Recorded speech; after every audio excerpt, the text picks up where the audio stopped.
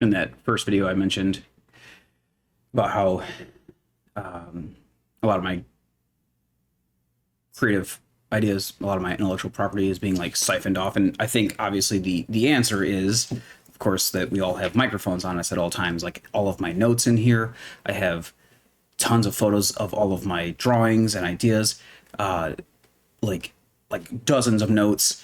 I was even using an app that a friend of mine recommended to me called Celtics. That was a screenwriting app.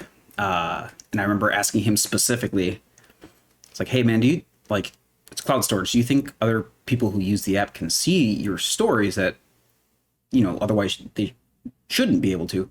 And I remember his response to me was, well, if somebody steals your idea, just write a better story. And I thought that was hysterical to me, for a lot of reasons. More recently, I even looked it up again. I looked that app up, and I haven't used it in a while because it went to a paid service model. And so it's like, not only are they going to like steal your intellectual property and justify, being able to use the app, but like you got to pay for it too now. So I was like, well, man, fuck that shit. And all of my files are removed from it. One of the dudes at the Apple store, when I recently got doxxed, I went there to reformat my phone, and he had me hook it up to one of their computers. And I realized in hindsight, like, oh shit, like now they have access to all of my stuff. And by the time I got home, all of my backups were deleted too. So I don't even have like proof that like I had these backups with that app on it that had files. Like it's like incredibly thorough. Like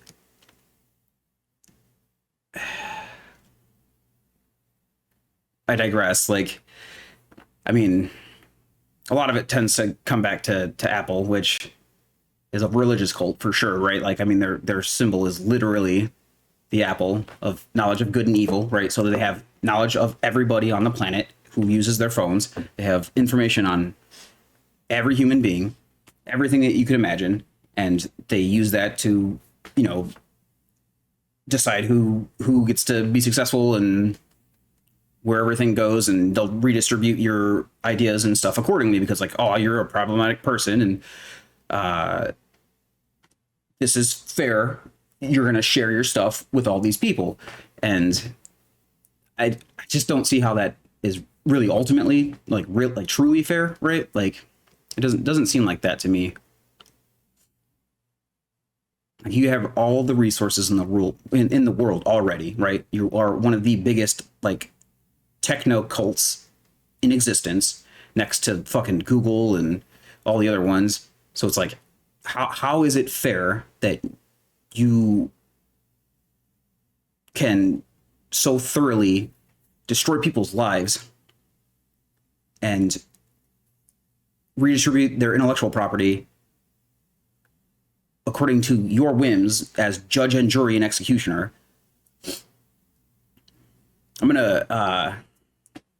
I'm working on a much, sound like anxious even thinking about it, like this like they tried to fucking kill me, man.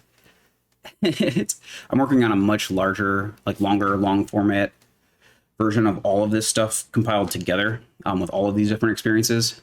But I wanted to maybe take a second to just kind of stream of conscious again and point out a few like examples of like ideas of mine that I've seen pop up elsewhere.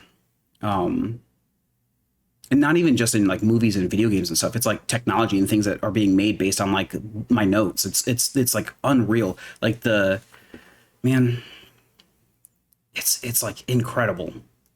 Everything I think like obviously it's my own damn fault for drawing all this stuff out and taking photos of it and storing it and working digitally and typing everything up. And I make the mistake of discussing my ideas with clients and friends and stuff all the time, like because I get really excited about them. Like I'm genuinely fucking passionate about this stuff. Like it's like it means everything to me. So like every time I see one of these ideas pop up, and it's like, the way I compare it is like, okay, yes, maybe to a degree, sometimes people can come up with similar ideas independent of each other, but like, let's be real, 700 or 7.5 billion people on the planet, and 99% of them are not creative. Like, they're just not. Like, that's not a common thing. And never thought that way, right? Like I used to just think like, oh, I'm not special. I'm not like even remotely special. Like everybody could do this. I'm just doing it because I like it. And I'm starting to realize like that's not even remotely the case. Like apparently, like some people don't even have imaginations or internal dialogue, and I never knew that. So like it's kind of blowing my mind that, you know, I'm starting to realize like, oh, okay, like so not only are most people not creative, the handful of people who are creative, 99% of them are not even that creative, and that top 1% are full of people who are hyper creative, and of that 1% of the people who are creative, there is a percentage of the people who are like fucking brilliant, and they're genuinely super fucking rare. And that has been a recurring theme too in all the memes and things that show up, that I'm a unicorn because I'm rare, and it's just like, man, it's unbelievable. I actually have an example of that too back that I'll pull out, but it's I get so worked up. This shit is unreal. Like, for instance, there's a I'm gonna have to pull up my green screen 1 second. So I've had like a lot of friends of mine who like work in the industry point some of this stuff out to me, because like for the longest time I was like, oh, you know, it's just coincidence. It's just coincidence. And like there are no coincidences anymore. Not with big data, not with how much information they have on everybody at all times. The hyper specificity with which memes will show up in my feed is unbelievable. I'll say a very particular thing and it'll show up. Like the example I give is, okay, like imagine you have a story and you write a story for a character named Jimmy and he's got a blue hat, and then, you know, such and such studio posts a, you know, preview for a trailer for a movie about a kid named Timmy with a blue hat, and it's like, okay, that's whatever, that's not that complex. It's such a simple idea that like of course it's going to be somebody's going to eventually arise to that conclusion. But like the ideas that I'm talking about are so fucking complex, so incredibly specific, and layers of it. Like I have been working on this. Some of these ideas started as far back as, like I said, I mentioned 2008. But even further back, like the story I was working on in elementary school eventually evolved into a different one that I was working on in high school, and that was like the main character of which, here's the first iteration of his sword from back then. It evolved and it still serves the same purpose. I just, after high school, eventually shifted it towards more of a science fiction story. But you know, that main character, I have all of these concept arts, like tons and tons of concept art for. But he develops this weapon. It's not really a sword. I call it a quantum tuning fork. It allows him to manipulate subatomic variables. He's able to very subtly dilute space-time. He can very subtly manipulate gravity, so he can jump real far or run faster if he needs to. If something's coming at him, he can, it's like a gradient sphere. He's able to very subtly dilate space-time, so he can and it's relativistic, right? Like it's everything around him would still be moving in the same like natural speed relative to that solar system or environment, but he would be in that bubble. Whatever is like an animal or something that is attacking him would slow down, and he'd be able to to dodge it. And he's also able to project, like he can LiDAR scan and project little holograms and stuff. And the sword itself, you can see here, has all of these different concentric rings that of different precious metals and substances that allow this to work. And it's an evolution of the idea from high school as well. It was like a magic system that was based loosely on alchemy, and he's able to like very slowly transmute things too. So he can't change matter from one kind of matter to another, but he can reshape it. So he's able to like make these like elegant sculptures, and he's eventually trapped on a derelict mining colony that I won't get too into. Eventually I'm going to elaborate on all these ideas, but he's basically alone on this planet, like sculpting, making art and painting, and just doing his best to survive. There's a bunch of wild animals that hunt him down, and there's even let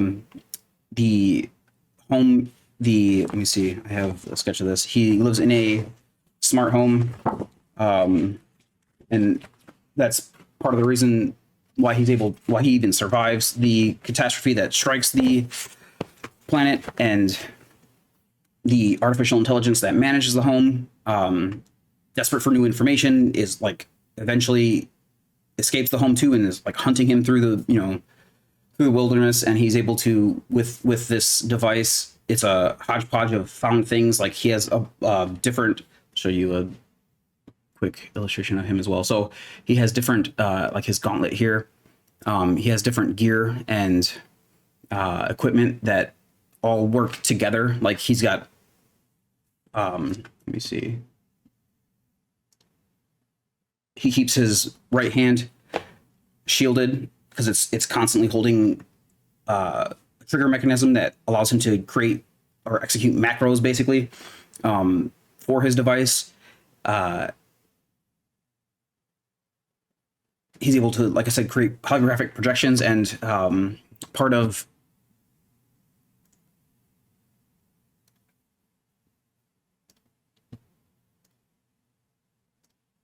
like you can see here, all of these little like white dots are projectors, especially on here as well, and on his gauntlet. And the sword itself spins along this axis here on the big circular part, and so it it clips on his back. He's got magnets in it, like like it just like attaches there. He has to like go and scavenge for batteries and replacement parts and stuff. It was a super futuristic like mining colony with all of this tech. So there's plenty of it there, but he's able to find all of these different the different things that he needs in order to repair them and scavenge and put them back together. And because it spins along the circular ring here, the blade itself can spin very fast and lights up and creates like hypnotic illusions. Like, so for instance, there's like some big cat predators that he keeps avoiding in the forest, and at one point they're chasing him down, and he had recently just developed this part of a device, and he like executes a series of macros, and the sword like reconfigures like tink, tink, tink, and starts spinning really fast and projects all these like colorful like trailing lights and hypnotic like shapes and stuff, and the cats are just like wow, like wide-eyed, like whoa dude, like what the fuck, like and that idea, like to me was just like I get so excited about it because it's like I've been working on this shit for years. Like I said, the original drawing for this sword, goes as far back as like 2008, when I lived in a shed in our backyard. And like I said, it's evolved since then, but the amount of like ideas that have been siphoned from this story that I have that is just like, to me, is just like fucking massive. So many ideas, and they're just being like parsed off into different things. I recently got a bunch of stuff in my feed. It's some like device they made in China, and it's these little like contraptions that like have LED lights on them, and they spin in circles and they create little like animated holograms on it. It's like, man, that's like literally the fucking idea. And I've explained this to people. I talked to my clients about it. I talked to my friends about it, and it's like they're definitely listening. Google, Apple, all of them, all the time. And it's so fucking frustrating. I even had a client recently. There's a part in the story. There's a part in the story where, let's see. Yeah, so here, there, I'm not going to leave that up for too long, but there's, you can pause it and see it if you want to, but I'm really hesitant to post more of this stuff because it's like it's already being taken anyways. Like, but there's a scene where there is a artificial intelligence that is the amalgamated, like literally the amalgamated mind of all of the CEOs and different innovators and creatives that eventually are able to upload their consciousness, and they oversee humanity's future, like by planning all these things out. And the subcomponent parts are able to separate themselves from amalgam temporarily for like a vacation. So there's this lady she houses herself in an android, and she's on this ship, and the hologram of the AI is like entertaining her, and they get into this big elaborate like chamber bed of his floating in 0G, and it has like speakers and holographic projectors and all these different, you know, sensory stimulus devices. And inside the chamber they're having this weird sort of like sex, but it's like technological. It's light and sound, and the hologram is literally like broken into like macro photons that enter and exit her sensory organs, like her eyes and stuff. And like it's a weird visual. But one of my clients recently told me that, and he's very sly, kind of hint, nudge, nudge. He recently told me that in his last session, he very recently went to a love hotel, basically an adult hotel, and they had a bed chamber like that. You know, it's just like, it's not a fucking coincidence, man. Not anymore. I'm starting to realize, like, even not only are my ideas being used for like video games and movies and stuff, like they're being parsed off and used in all manner of things. And maybe I'm crazy and blah blah blah, but it's like the amount of like the frequency with which this stuff occurs is like undeniable. Like I said, I came up with this idea for this version of the sword like years ago. This one was drawn back. I mean, it's in the original here. I can show you, is in this, the physical original is in here. I drew that maybe like 2014. And so the idea for, it's spinning and creating holograms and stuff like was a long time ago. And as I said, I made the mistake of storing all of this stuff and talking about it with my clients like constantly. I said, I just get really excited. I'm so fucking passionate about this shit. And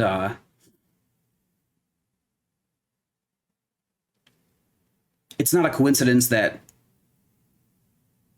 more recently that device that they developed based on that idea shows up in my feed. Like, they're literally taunting me with it. It happens all the time. I'll talk about an idea, I'll develop a thing, I'm working on stuff, and then like later it gets direct marketed to me. It's like, that's not a coincidence. Like, they're fucking taunting me with it. It's so frustrating. And it's been happening for a very long time. I mean, I can go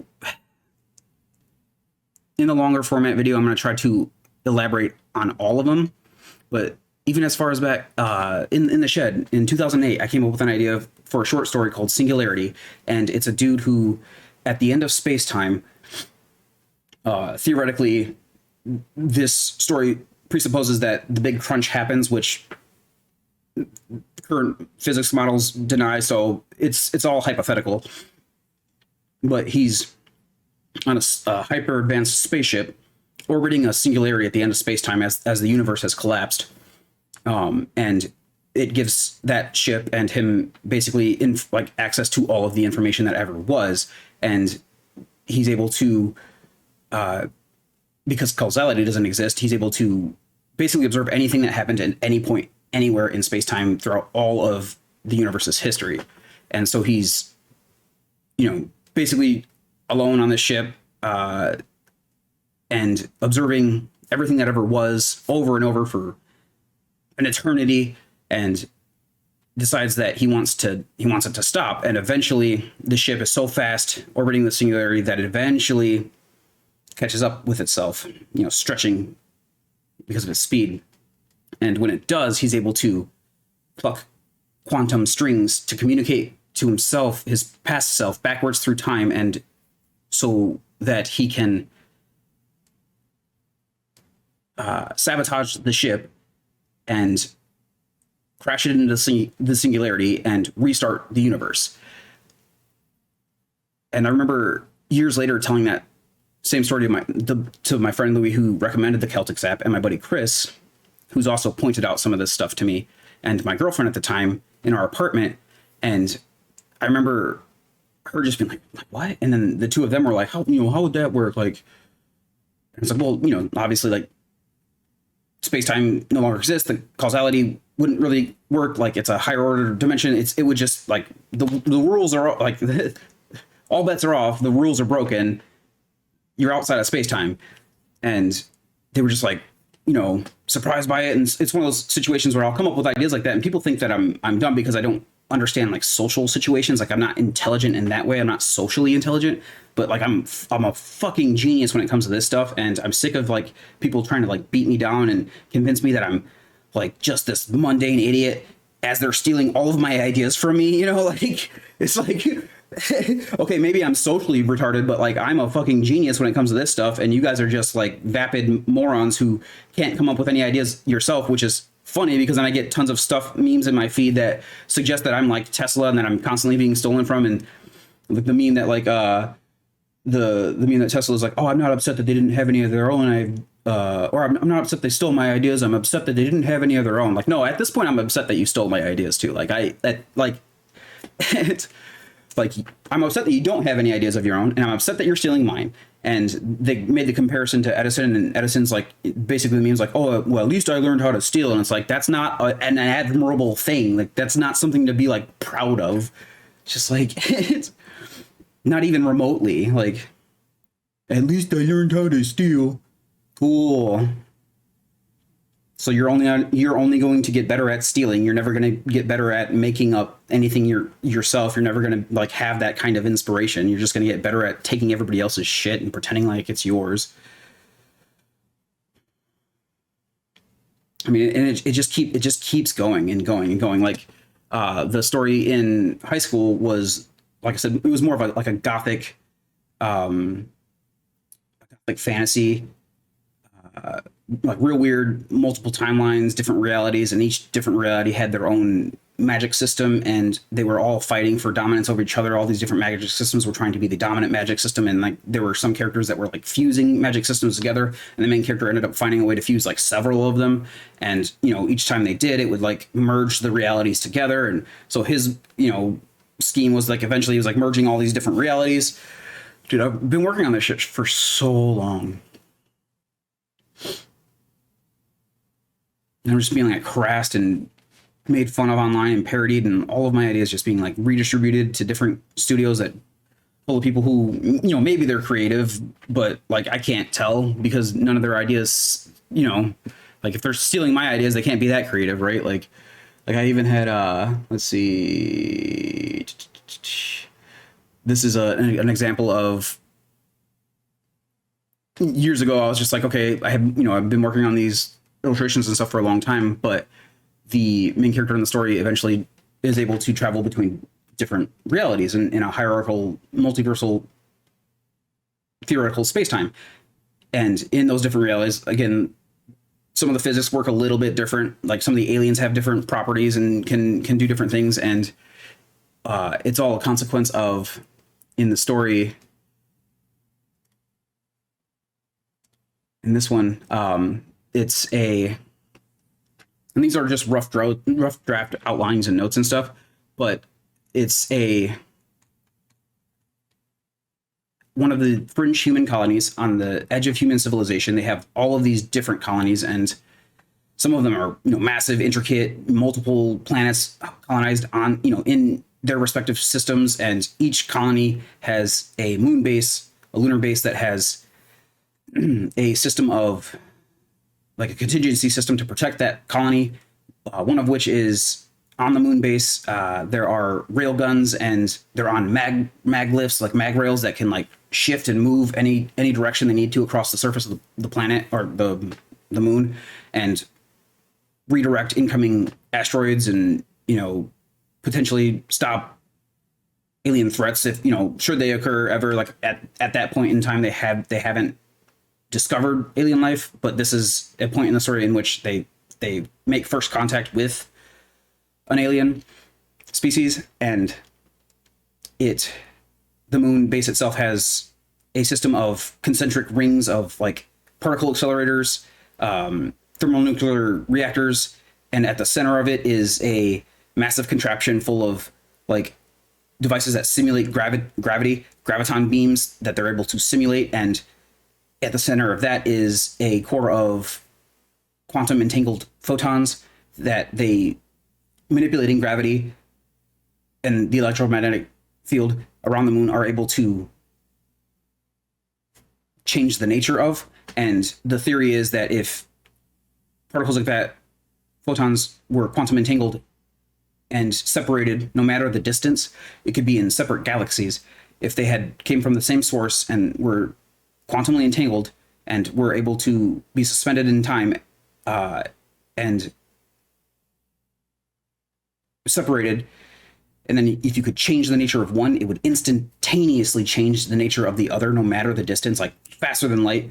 And the amalgam, the consciousness, the AI that oversees humanity, permeates this subatomic space that the KEKA, the quantum entangled communication array, creates. It's like a pocket reality where, because they're dilating gravity and making these subatomic connections, it allows them to, as an artificial intelligence, observe all of humanity instantaneously, all of the colonies. And they come in contact with an alien fungus that is infected with a different alien virus. I get into it later, but eventually what happens is it produces this amber that's like basically sentient. It's a non-Newtonian ferromagnetic crystal that acts as a fluid and a solid when it needs to.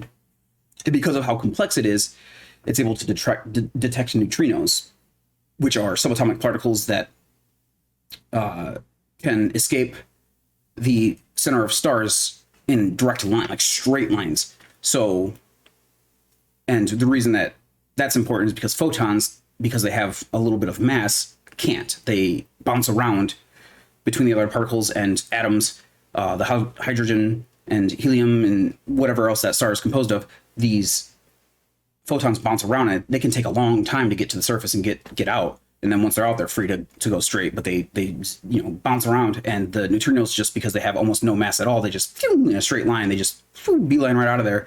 And that's significant because anytime a star is going to die, eventually it releases like all of its neutrinos. It just, when a supernova, that's what happens first. And then eventually the star explodes and this fungal organism becomes so massive over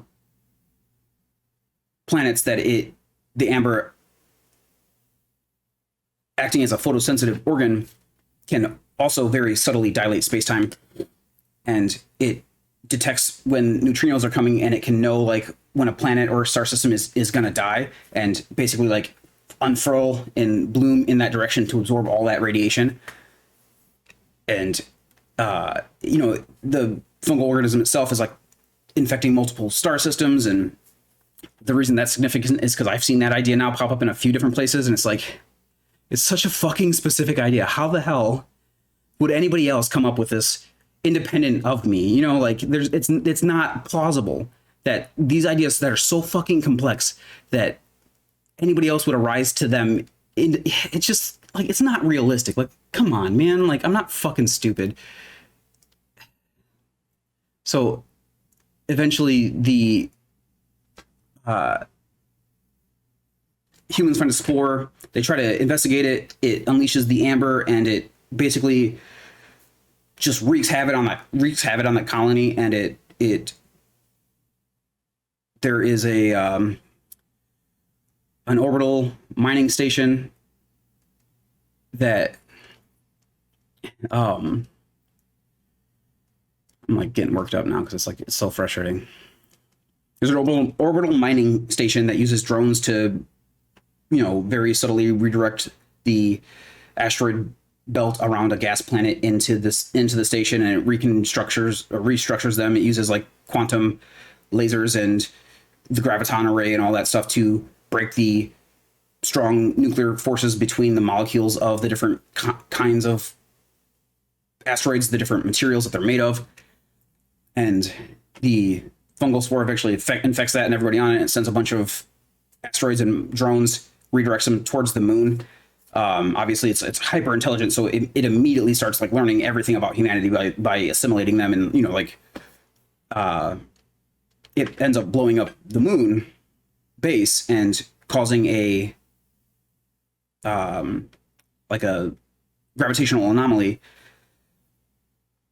The amalgam, the conscious, knows this and recedes itself from it, like basically sacrifices. It's like, okay, this thing is almost as smart as me. Like if I let it get to me, it's gonna assimilate all of humanity. Like it's gonna know where every colony is and all that stuff. So it abandons the Keka, it pulls out real quick, and the fungal spore and all of the asteroids hit the moon and blow up the base and starts this chain reaction that blows up the Keka itself, and or at least parts of it, and the like warps and distorts space time, and it kills that bit of fungus that, you know, the fungus that got there. So it, you know, basically stops the fungus, but the moon's covered in it, you know, just giant fungal forms, and you can see it visibly from space.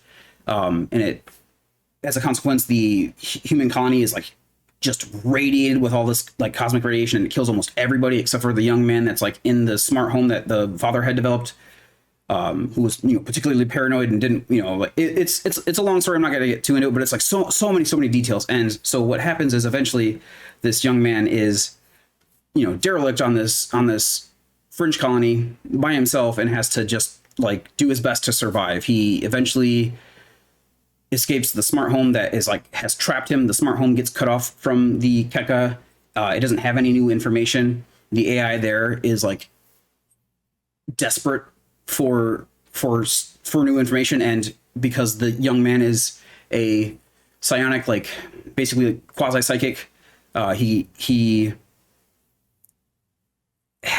it's elaborate. Humanity, there are obviously there's a class divide of humanity. There's like the upper class who basically are like cybernetically enhanced or rely very heavily on all of the technology that the amalgam makes, to the point where they're the part of the brain that allows them to imagine and create and make things up has become increasingly vestigial. And this kid is basically like he's like a turbo genius that can tap into the ether and, you know, come up with interesting ideas. So it's like kind of like a meta commentary on that now at this point. And he eventually escapes the smart home, and he like I said, he wanders the planet alone for a very long time, partially because the event that destroyed the moon has distorted space-time around him, the gravitational anomaly, and he's, like I said, moving across the planet, finding what little bits of technology he can, and bringing them back to his little base that he has hidden. He's able to, with the device and other devices that he makes, like at his base, he's able to like bend light around him so he can become imperceptible. He has to wear a mask because it has a heads-up display for him. If he does that, if he does bend light around him, he can't see either. You know, if he becomes invisible and the light is bending around him, he can't see. So he has to have like a different, like he has like a, you know, lidar scanner that scans the area around him, so that at least in his mask he can see a simulated, you know, live, like real-time scan of the approximation of the environment that he's around. It's like I said, I've been working on this shit for years, so that's where this gets weird. So as I said, I have several friends that have been pointing this stuff out to me for a while, like literally, like just like pointing it out to me, and every time it fucking breaks my heart, because it's depressing. I've been working on this stuff for so long, and what sucks is that, like, you know, I want to be able to make this story myself, and you know, when it comes out, eventually people are gonna be like, oh, it's derivative, you copied these ideas. And it's like, man, I have notes like I said, as far back as like 2008 for some of this, like when I lived in a shed by myself. Like the friend that recommended that I use the Celtics app, you know, like I said, when I asked him, you know, if people could read it, and, you know, he's like, you know, if somebody takes your idea, just write a better story. And I was like, that's not really what I wanted to hear, man. Like, that's basically a yes, and that I'm definitely going to get my ideas stolen, and I'm basically just screwed. I even, like I said, I looked that up. I looked that app up more recently, and I asked that question. I was like, are other people able to read your stories? Is it encrypted? You know, like, do people have access to this stuff? And there was a forum that it led me to, and the first like response to that question on the forum was like, well, if somebody takes your idea, just write a better one. And it's like, man, that's not it's that's how do you guys reconcile that? Like, just like literally like redistributing people's ideas accordingly, like to, who deserves them more or whatever it is. What's weird is like Adventure Time is one of my favorite shows for a lot of reasons, but also I love Studio Ghibli. Hayao Miyazaki, who wrote and directed Nausicaa Out of the Valley of the Wind, and I went up to a comic book store with my friend Louis and another gentleman, and out of all the thousands of comic books up there, everything up there, and again, I would talk to Louis about these ideas. I would explain them. I would show him my notes. I would show him my drawings and stuff, and he would let me gush. He's a good friend. He would just let me gush about this stuff, and very very patient person, and he. Out of all the comic books, there are thousands and thousands of them. He goes down the stairs into this little indie section, and he like just stands by one of them. And I walk over, and I'm like, "What's up?" But he doesn't even say anything to me, and he just points at one book. And I'm like what, man? Like what? And he like shows me this book, and on the back of it, it describes it as like, Adventure Time meets Nausicaa, the Valley of the Wind. And I'm like, all right, that's already like right up my alley. And then I open it, and it's about a girl stranded on a colony planet that has suffered an apocalypse, and she's scavenging for found things in order to survive, and eventually has to get to this quantum entangled photon that allows her to communicate to the higher ups that she's there and needs rescued. And it's just like it's not like it's oh my god, it's not like.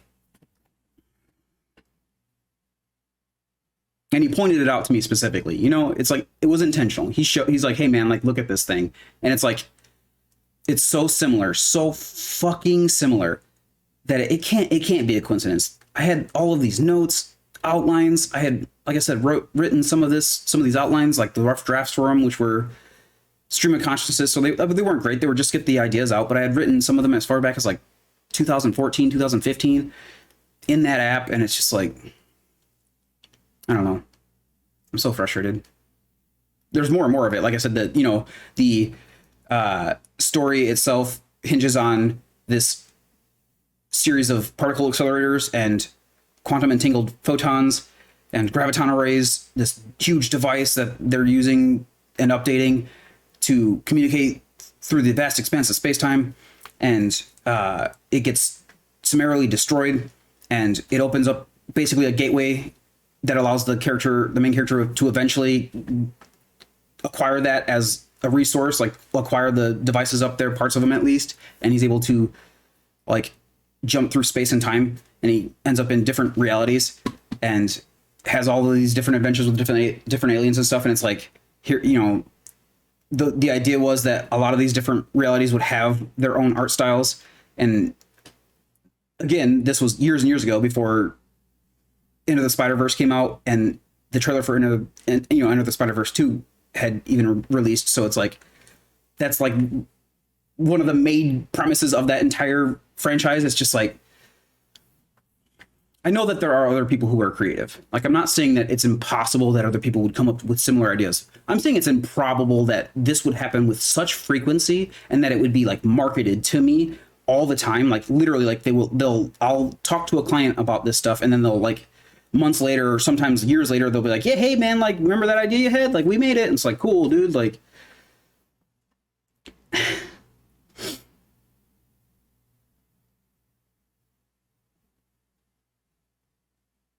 I don't know. I can point out more of them, like content creator that I watch regularly. She's hinted at this stuff too. She'll point out a few things here and there, and I'll evidence some of this stuff eventually. But there's a video game out that takes place on an alien planet full of alien fungi, and they're infected by an amber. Like, they changed the color a little bit. It's not orange. It's like deep red and black, and it's like a possibly sentient amber that's infecting all these alien fungi. And it's like, it's. I mean, even Guardians of the Galaxy 2, like the Ego's whole scheme hinges on him putting little mushroom spores that have mycelia, and they apparently imply that they can communicate across space-time by showing a series of visual imagery that implies as much, you know, like that they're neurons. And his whole plan is to cover all those planets in big blue goo. Instead of orange, it's blue. It's like blue, just the opposite color. And like the alien fungus in my story is like sending out all these spores and consuming whole planets in this huge like network of like conscious forests covered in this amber that acts as a photoorganism or a photosensitive organ. And it like when it gets so massive, it allows it to, like a black hole, dilate spacetime. It's absorbing so much sensory information and creating so much pressure as it gets bigger and bigger and bigger that it dilates spacetime and is able to communicate with, you know, it's a consciousness that permeates that space as well. So basically, like humanity and this fungal organism end up becoming like antithetical nemesis, you know, they're nemesis to each other, and because they're trying to occupy a similar space, a similar subspace, like they're occupying a similar ecological niche in a intergalactic or interplanetary scale. And I'm so intimately and passionately obsessed with these ideas that like I have all of this shit memorized. Like I could go on and on and on about this. Like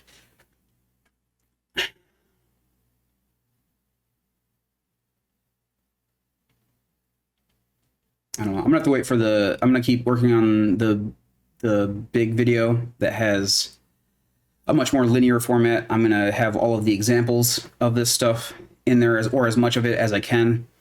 It's some of it's hard to prove because I would just talk to people about this stuff, you know. So it's like, well, shit, man, what am I gonna do? But I have some examples that I can put up side by side comparisons. I'm going to elaborate on more and more of the similarities between some of the stories too, to show you just how intricately related to me and my ideas they are too. So, I'm going to keep working on that and maybe make a few more videos like these, just like stream of consciousness, just to get it out, because it's like, I'm getting so worked up about it anymore. Like it's just happening so much. And it ended up culminating in me getting like doxxed and cyber attacked and damn near killed over it. So, I'll elaborate more on that further. So